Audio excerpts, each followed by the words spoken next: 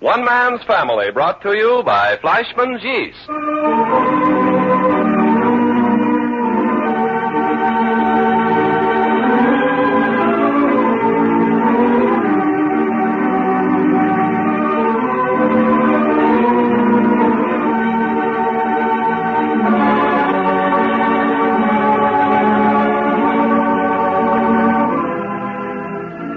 One Man's Family is dedicated to the mothers and fathers of the younger generation and to their bewildering offspring. Tonight we present Chapter 8, Book 47, entitled, Claudia Says Goodbye to Her Family.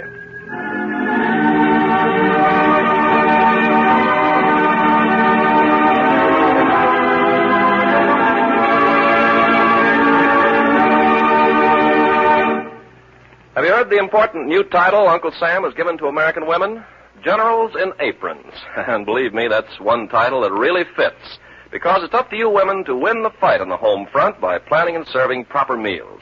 But as in any battle, it takes the right tactics to win, and here are a few that Uncle Sam suggests to help you. 1.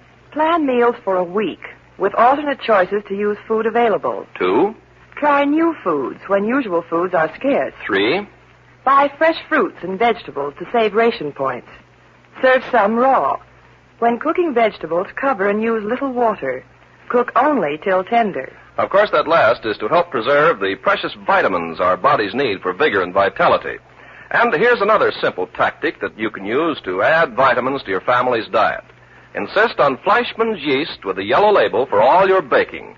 It's not only a fast-acting yeast that gives wonderfully delicious baking results, it's the only fresh yeast on the market with both vitamin B complex and added amounts of vitamins A and D. And all of these important vitamins go right into whatever you bake with no great loss in the oven. So, generals in aprons, adopt these wise tactics for feeding your family and help keep them strong and fit for the busy days ahead.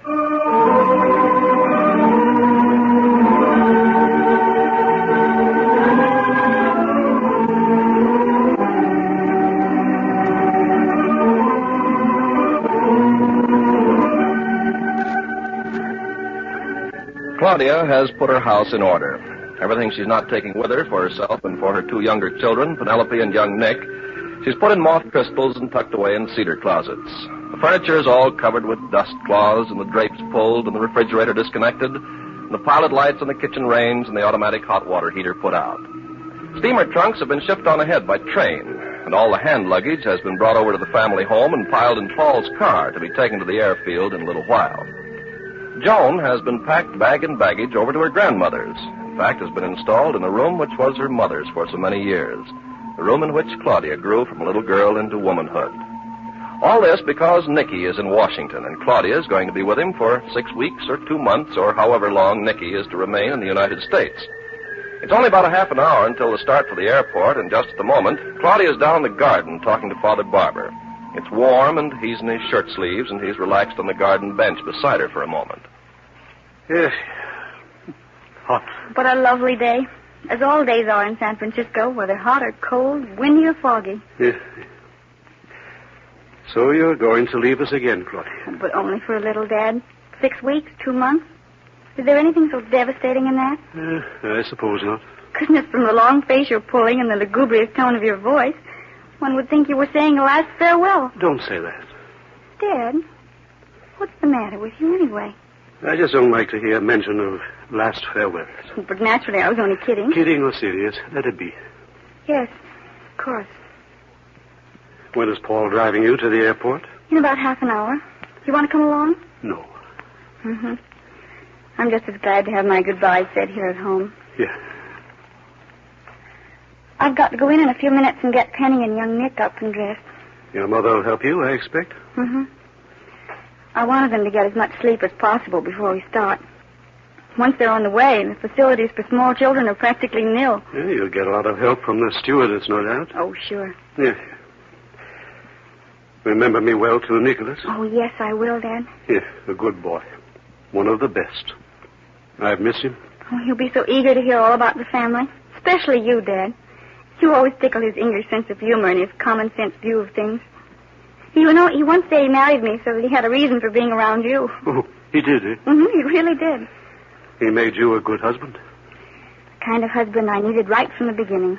Yes. My dear. Yes? My dear, don't stay away too long from us. But you know my plans, Dad. Yes, I know your plans. But I also know the terrible amount of uncertainty in the world today. What we haven't even thought of today may easily become a fact tomorrow. Honestly, I don't know what's got into you people. You scare me a little. You sound like prophets of doom. Your mother and I aren't as young as we once were, Claudia. Oh, you and Mom are good for another half-century. Perhaps not. Of course you are. Nevertheless, at our age, we fear separations. We don't like them. We cling to familiar things. We want to see and feel and hear the familiar rhythm of existence. It gives us our sense of security. It gives us our continuity of life. We need the world that we understand. But that's true of all of us. But youth is a fluid state. It can pour itself into new molds with no great effort. That's the thing which is bothering people of your mother's and my age. Civilization is creating new molds and pouring the youth of the world into them. We don't fit into these new molds, your mother and I. I know. It's the war. It's more than the war. It's the way of the world, the ebb and flow of change. At high tide, we get a little while when we think we have stability, and again at low tide, there's a time of arrested motion. All the rest of life is given over to ebb and flow, change, movement, restlessness. The yeast of life working. You don't think things will ever again be like they were? Like we remember them? Never. And only fools believe it.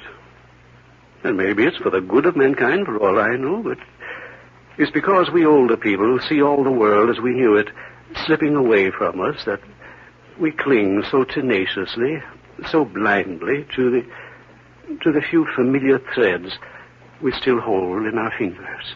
I know.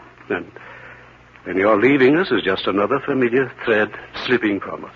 No, we may get it back. You may return, but that doesn't keep us from feeling a small tightening about the heart that you're going. Mm-hmm. Your mother isn't going to the airport either, is she? No. I see her sitting up in the window of a sewing room. Maybe you ought to go up to her if you're leaving so soon. Yes. I wanted to come down and say goodbye to you first. Yes. Don't come up to see me drive away. Stay down here in your garden, Dad. Goodbye. Goodbye, darling. Yes, indeed. What's the matter, Grandma? Oh, Margaret, where did you come from? Downstairs. Were you talking to yourself? I don't know, was I? Well, that's what it sounded like. Well, grandmas do that sometimes. Did your mother come over with you? Yes, she's downstairs in the library talking to Uncle Pa. I see. Well, I guess you don't know where Grandpa is, do you? Oh, I should imagine he's down in the garden. Oh, then I better go down in the garden, I guess. Yes, he'll be glad to see you. Well, I'll be glad to see him, too. I haven't seen him since yesterday. Goodness, it's a long separation. Well, goodbye. Oh, hello, Aunt Claudia. Well, hello, Margaret. Hello, Mom. It must be almost time, isn't it? 20 minutes or half hour. You're going away on an airplane, aren't you? Mm-hmm. Well, I gotta go down and see Grandpa. Bye. Funny baby. Yeah, she came in and called me talking to my son. She spoke to me about it. She would. Oh, Mom, it's really wonderful to be all packed and have all the loose ends tucked in and be able to sit down and draw a long breath before going to catch the plane. All you have to do is dress the children. Mm-hmm. Thanks to you. I've been sitting up here thinking, Claudia. Give Nicky my love. Of course. I was sitting here thinking about the first conversation Nicholas and I ever had together. It was about you, of course. Was it? About you and about us. The Barbers? Yes. When he had you isolated from the family over in England when he first fell in love with you, he felt quite sure of himself and you. On his own home ground, huh? Yes. And then when he came over here to marry you, saw you in the bosom of a family, he was alarmed. Yes, I know. I remember him saying to me, how can a mere husband compete with a family as closely knit as the Barbers? I think I told him how. Well, you certainly told him something which made him your willing slave. Well, all I did was show him how family unity was simply built on personal loyalty and integrity. I told him how we were closely knit for two reasons. Because we like each other and because we could trust each other. Yes, I remember him coming out into the garden to me after he finished talking to you, Mom. It was about 9 or 10. The sky was full of stars, and a cold breeze was sweeping in off the ocean. He lifted up his head and took a deep breath and exhaled and said, "She's wonderful, Claudia. She's precious beyond words." Oh, did he now? Mm-hmm. And that was the beginning of Nicky's part in the family. Yes, right from the beginning he made us like him. And in all the time I've known him, I've never known him to once avoid an obligation or abuse our trust in him. If more people understood how simple, happy family relations are. Families only become complex when the members abuse privilege or impose upon each other. Now, how did we get into this sort of talk anyway? Nicky will delight in all this. Mother? Oh, yes, Mom. When the excitement of being together again recedes into normal living, I'll lie beside him at night in the dark and tell him all these things. What Mom said about family unity. What Dad said about this changing world. About Teddy becoming a student nurse. And how Cliff and Irene are doing on the dairy ranch. And how soon everyone thinks Hazel's going to marry Daniel Murray. And about Paul being put back on the inactive list because of those last injuries. Oh, everything. And he'll lie there and absorb it all and say just the right things and laugh with me and be so sympathetic and oh, Mom, I'm just beginning to realize how much I've missed him. Yes, child. There's so much to say to him. So much. My dear, I'm so happy for you that it's all come about this way. Thank you. I think I'll say my goodbye to you up here. Not even go down and see the car leave.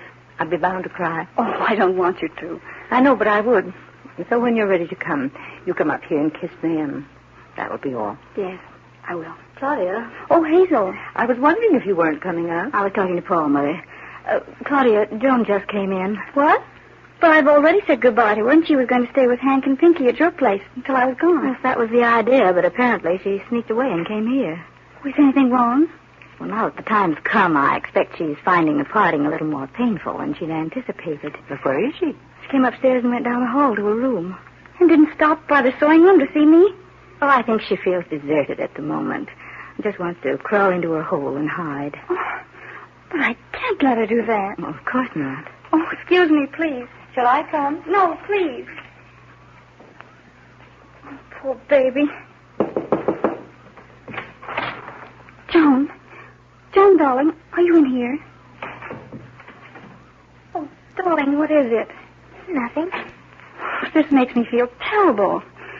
To come in here and find you lying face down in your bed all by yourself like this. I was just resting. Could I sit down beside you for a minute? You'll miss your playing. Oh, not if I'm not too long. Darling, is it because I'm going away for a little? No. But you sound so desperately unhappy. No, I'm not. Then what is it? It's just I've got kind of a stomachache and I want to lie down and rest. Oh, darling, you're missing me already, aren't you? No. Oh, you mustn't. Really, you mustn't. It'll only be for such a short time, and there'll be so many things to do with school starting and all the new clothes to wear and... Claudia. Yes, darling. Do you really care about me? Why, darling. No, I mean really and truly. Of course I do. I'm really not part of your family anymore, am I? Joan, what are you saying? I've thought about it quite a lot. But that's not true. Penny and baby Nicky are the ones who really and truly belong to you and Nicky. No, all of us. Then why don't I go on a plane with you? But we explained all that, Joan. We've been over it, and it seemed best that it wasn't really explained, was it? Why, darling, this isn't true at all. It isn't. Why, only last week my heart went back on me at the thought of leaving you behind, and I even went so far as to try to get another reservation so I could take you. You don't have to tell me that. But it's true, darling.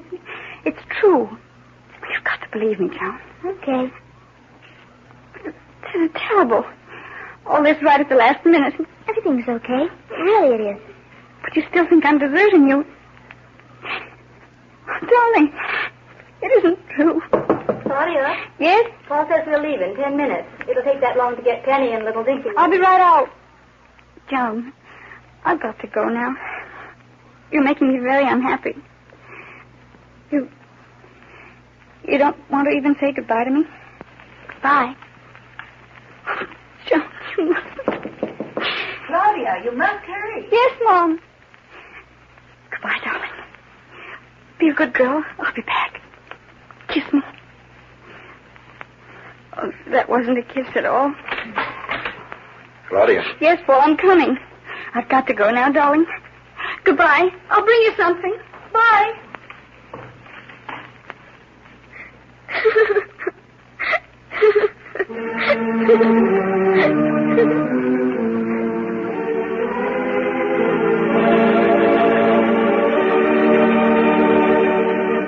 Well, Margaret, where did you come from? In the house. My mommy's here, too. Huh? We're not out here in the house. Oh, She's going to the airport, but I'm not. neither am I. Why are you just sitting here? Huh? Why are you just sitting here? I feel like sitting down. But you're all by yourself. Not since you arrived. But you were. Are you mad at anybody? Only dogs go mad. Well, that isn't what you usually say. Hmm? You usually say only insane people are mad. Yeah, I know what I say. Have you got a stomach ache? I haven't had a stomach ache for 50 years. I have. No doubt. What? I say no doubt. Oh. What gave it to you? The stomach ache. What gave it to you? I don't know. Something you ate, of course. Oh, ice cream? I wouldn't think so. Peanuts? I never heard of it. Raw carrots? They feed carrots to babies. Oh, then I don't know, except I swallowed a penny once. Huh? A penny. Does your mother know that? Well, sure, it was her penny. What were you trying to do? Copper plate your insides? I guess so. Oh, I saw Aunt Claudia. Yeah, My mommy's going to the airport with her, but I'm not. I'm not either. Well, don't you like airplanes? Not when they're carrying away my dear ones. Oh, that Claudia, dear one? Certainly. And Penny and baby Mickey? Yes. Am I a dear one, too? Huh? Do you want to be? Yes. Then you are. Okay. That's Uncle Jack and Aunt Betty's house over there, isn't it? That's a silly question. Why? Because you know very well it's their house. Aunt Betty's going to the airport, too. Is she indeed? Mommy and Aunt Betty and Uncle Paul and Teddy. Your grandmother and I are saying our goodbyes here. Huh? Well, I guess they're going. Shall we go up? Oh, I've already said my say. Oh.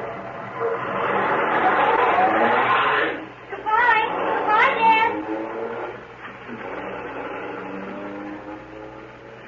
Yes. Nicholas, Jack, Claudia, Penny, young Nick. Lost to us by circumstances beyond our control. Gone.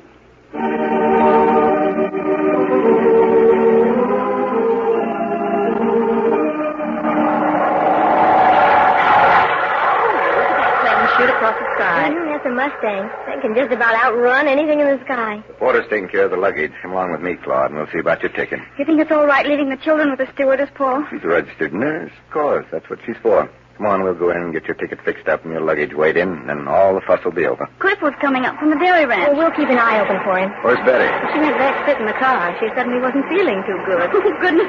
You don't suppose the baby's coming in by airmail, do you? Well, Teddy and I'll go out to the car, and you folks will join us out there when you're through inside. All right. Come on, Claudia. Oh, we'll just be a few minutes. Come on, Teddy. Do you think Betty should be got back to town? The doctor warned her it might be any time. Well, we'll see how she seems. She was feeling so good when we started out. Well, it might be just the excitement of Claudia's leaving. Ooh, here comes that little hornet plane again. Mustang.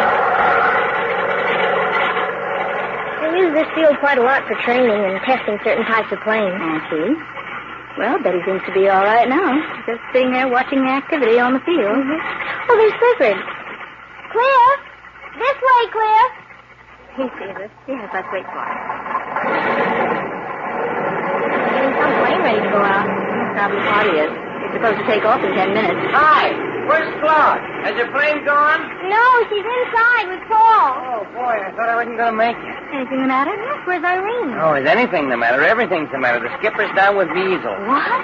Hey, when did that happen? Feeling bad last night, but we didn't spot the trouble till this morning. Well, I got my three out of there just in time. Yeah, I don't know whether I'm supposed to be under quarantine or not. I just had to say so long to Claude. Well, say goodbye to Claudia, but don't expose Penelope or baby Nick. Oh, yes, that would be something. If Claude had 2 children down with measles all the time she was gone. Okay. I better not say anything to her about it so she won't worry. Yeah. Hey, what's the matter with Betty? She wasn't feeling so good. She wanted to sit in the car. Let's go over, huh? Yeah, okay, come on. Goodness, are things piling up? Claude leaving, Betty having a baby, and now Skippy down with measles. Have you had a doctor, Cliff? Yeah, that's what made me so late. I had to go get him and then take him back after the examination. Is Skip very sick? Well, he's not happy. Little fever, but not much. Makes him fretful, hard to get along with. Hi, Betty. Hello there, Cliff. You almost didn't get here. Oh, you don't know how true that is. Well, how are you feeling now, Betty? Okay. Oh, that feeling's gone away. Well, that's a relief. Did I scare you folks? Well, you had us wondering if we were going to have to get a police escort and drive like we were sent for. I don't think so. But I'm just going to sit quietly here in the car. Well, I guess that wasn't Claudia's plane after all. Where? Those motors we heard warming up. We thought that it might have been her plane. Well, here come Claude and Paul. Oh, well, where are the children? Well, the stewardess took them over until plane time. Ooh, some service. Hey, I knew I missed somebody. Where's Joan? Well, complications have arisen there. What does that mean? Well, everything was beautifully arranged. Claudia said goodbye to her early, and Hank and Pinky took her to play with them until Claudia should have gone. No sad farewells, huh? No. And all of a sudden, Joan sneaked away and hid up in her room at her grandmother's. Her room? Yes. Mother's given her Claudia's old room while she's staying there. Oh, uh-huh. Well, Claudia went in to see her, and it seems she suddenly decided that Claudia's abandoning her. And nothing she could do would persuade Joan differently. Doggone. And that's still the way it is? Yes. Claudia finally had to leave her, miss her plane. Oh, she was terribly upset, Cliff, and cried about it, but I think we've persuaded her that it's just a phase with Joan. Well, I hope so. Cliff, I was afraid you weren't going to get here. Hey, hi, traveler. Of course I got here. Oh, I'm so glad. Where's Irene? Oh, Skippy's sick. She couldn't come. Oh, anything serious? No, just little boy ailments. He has to be kept in bed. Everything under control, Paul? Yep. Well, you look all right, Betty. Oh, sure, I'm fine now. You excited, Claude? Of course I am. How could I help it? Oh, would you excuse us if I went for a little walk with Cliff? Well, of course. After all, you are twins. You want to, Cliff? I was wondering if I wasn't going to get a minute alone with you. Okay, come on. Not too far. They'll be calling you in 4 or 5 minutes. We'll be watching. Well, fella, tomorrow morning you're going to be in Washington, D.C. And will that be something? Oh, yes. Give Nicky a big hug for me and tell the old boy we still love him. I will. He'll love it. But Cliff. Huh? Oh, is there something the matter? Oh, something's very much the matter. Will you promise me something? Oh, sure. What? Will you kind of keep an eye on Joan while I'm gone? Well, but if she's up in town... Oh, I know that, but you'll be in town every week or so. You'll be able to tell how she's getting along. Well, yeah, I guess so, but why me? I mean, all the rest of the family's right there. And... All the rest of the family won't tell me the truth. They'll cover up so I won't worry while I'm away. But I will worry if I don't know the truth. Hey, you're just upset now because of Joan. The time you come back, she'll have forgot all about it. Well, just the same, I want you to write me about her. Will you? Oh, sure. Claudia! Uh-oh. Come on, they announced your plane. Okay. Well, I guess this is it. I guess it is. Oh, is the stewardess taking the children on the plane? She said she'd meet you inside the gate where they check in the passengers. If we go around this way, it'll be shorter than through the lobby. That's right. You do know this airport, don't you? Any of the plane. I'm taking off the runway out there. Here we are. Well, that's your plane that's been warming up, Claudia. Oh, yes, there's the stewardess with the children. Betty, do you think you should have gotten out of the car and walked around here? Oh, yes, I wanted to. Oh, why, sure. The stork isn't even in sight yet, is it, Betty? Well, I wouldn't say exactly that. Well, here's where we say goodbye. Betty? Oh, yes, have a wonderful trip and give my love to Nicky. Yes. And you have a nice time in the hospital. Okay. Goodbye, Teddy. Give Nicky my love. Hazel, darling. Hey, Claudia, take care of yourself. Oh, yes. And you. Goodbye, Claudia. I've already said goodbye to you, Cliff. Isn't goodbye until I've had a kiss. Well, okay. And a hug. Oh, what I did to your lipstick. What I did to your face. And Paul, thanks for everything. Now that you're on your way, you forget everything and concentrate on having a good time, huh? Yes, I will. Claudia, they're waiting for you. Oh, I don't want to get left behind. Oh, do I give my name here? Claudia Barbara Lacey. I'm going to Washington, D.C. Bye. Goodbye. Bye. Goodbye, Claudia. And there she goes inside with the children. I always get a funny feeling when they close the plane door. The way it slams shut and locks. Something so final about it. There they go.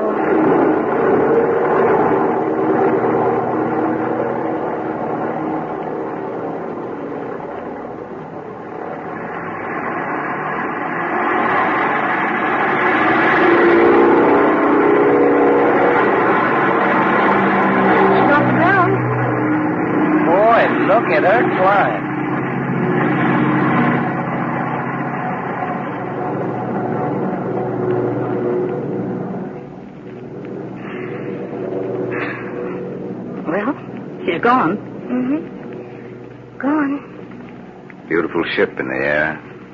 Oh. Oh, no. Oh, Betty, what is it? I'm afraid you better get me to a hospital. Hey. Take your other arm, Cliff. Teddy, run inside and phone Dr. Thompson to meet us there. Yes, okay. Don't worry, Betty. We'll get you there. Well, I think you'd better hurry.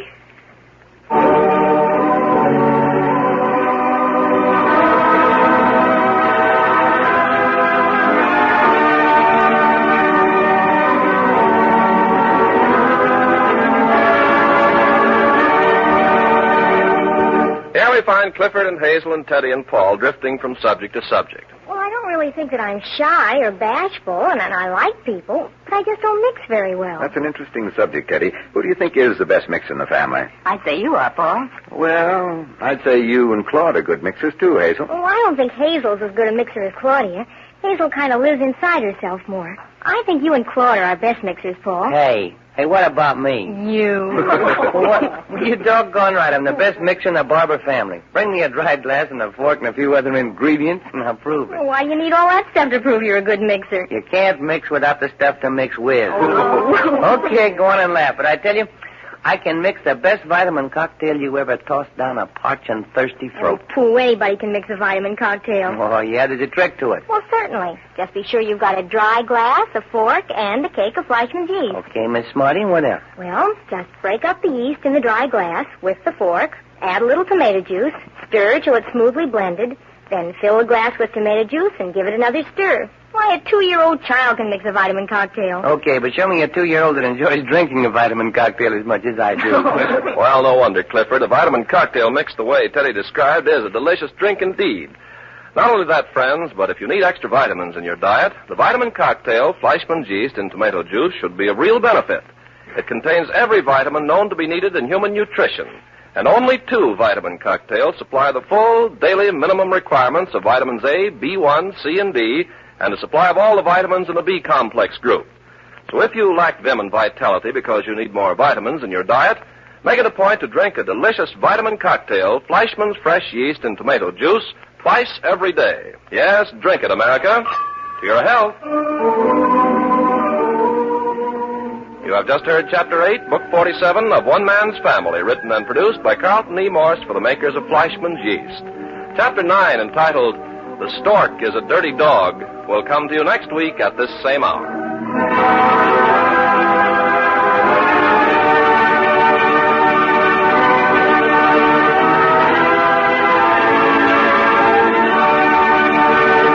Friends, listen. Now, a big 18-ounce can of V8 vegetable juices takes only 2 ration points. So tomorrow, try your vitamin cocktail made with Fleischmann's fresh yeast and delicious V8 vegetable juices. It contains every vitamin known to be needed in human nutrition. Remember, that's Fleischmann's fresh yeast in cool, bracing V8. You'll like it. One Man's Family comes to you from California. This is the National Broadcasting Company.